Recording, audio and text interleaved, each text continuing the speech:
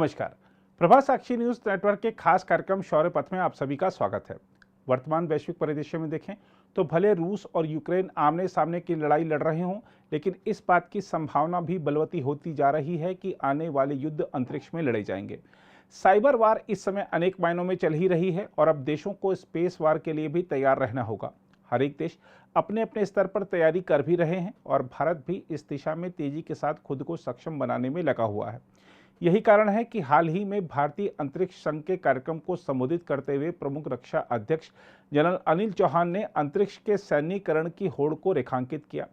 CDS ने अंतरिक्ष क्षेत्र में अत्याधुनिक तकनीक को शामिल करने पर विशेष जोर देने के साथ ही दोहरे उपयोग वाले मंच विकसित करने की वकालत भी की।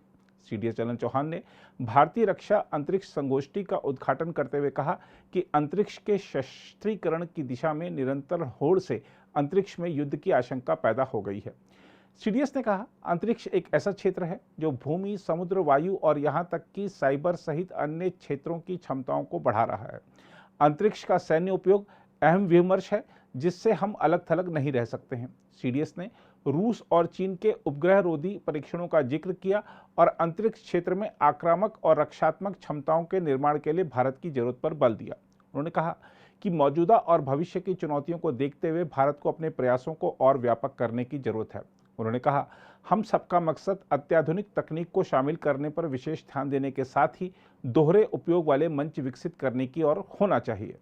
The invasion of space domain by commercial enterprises, as seen during this recent Russian-Ukraine conflict by SpaceX, Planet, Mexa, is unfolding a new era in the war of convergence actually. What we are witnessing is militarization and a steady transit towards its weaponization.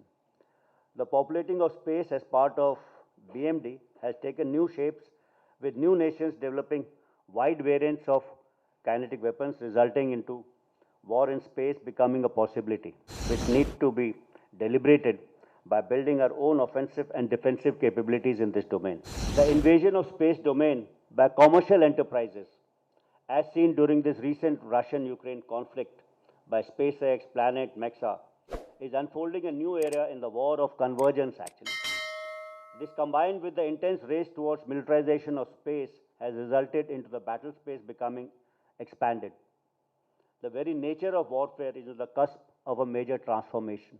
What we are witnessing is militarization and a steady transit towards its weaponization. The populating of space as part of BMD has taken new shapes, with new nations developing wide variants of kinetic weapons, resulting into war in space becoming a possibility.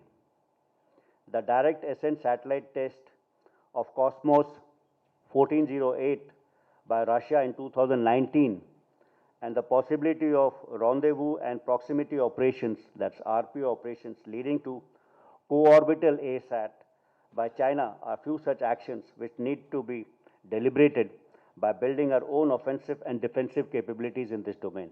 We also need to explore the field of miniaturization of satellites and reusable launch platforms to mitigate cost, challenges, and accelerate the pace of augmenting our space-based capabilities.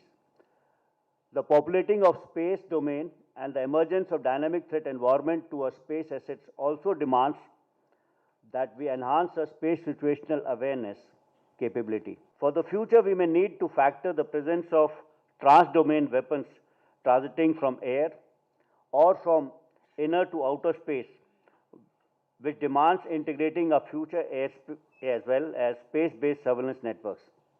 There is also a requirement to safeguard our assets with counter-space capabilities. This must act as a deterrent for us, and also we must build resilience and redundancy in a space-based infrastructure.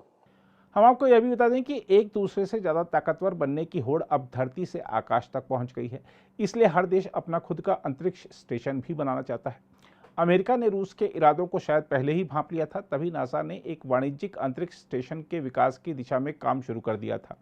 रूस भी ISS से हटने के बाद अपना खुद का अंतरिक्ष स्टेशन बनाने पर ध्यान केंद्रित कर रहा है। चीन भी अपना खुद का अंतरिक्ष स्टेशन बना रहा है। जहां तक भारत की बात है तो वह भी इस बात को समझ रहा है कि अगली चुनौती अंतरिक्ष में पैदा की जा सकती है। इसलिए धरती की तरह आकाश में भी अपनी मजबूती की दिशा में देश तेजी से कदम बढ़ा रहा है। नरेंद्र मोदी सरकार ने अंतरिक्ष क्षेत्र को निजी क्षेत्र के लिए खोल दिया है, जिससे भविष्य में इसके सकारात्मक परिणाम दिखेंगे। फिलहाल देश में सरकारी कंपनियों के अलावा अंतरिक्ष क्षेत्र में कम से कम 100 स्टार्टअप सक्रिय हैं, जो उपग्रहों, प्रक्षेपण यानों और कक्षा में घूम रहे उपग्रहों के लिए ईंधन भरने वाले यान को डिजाइन कर रहे हैं।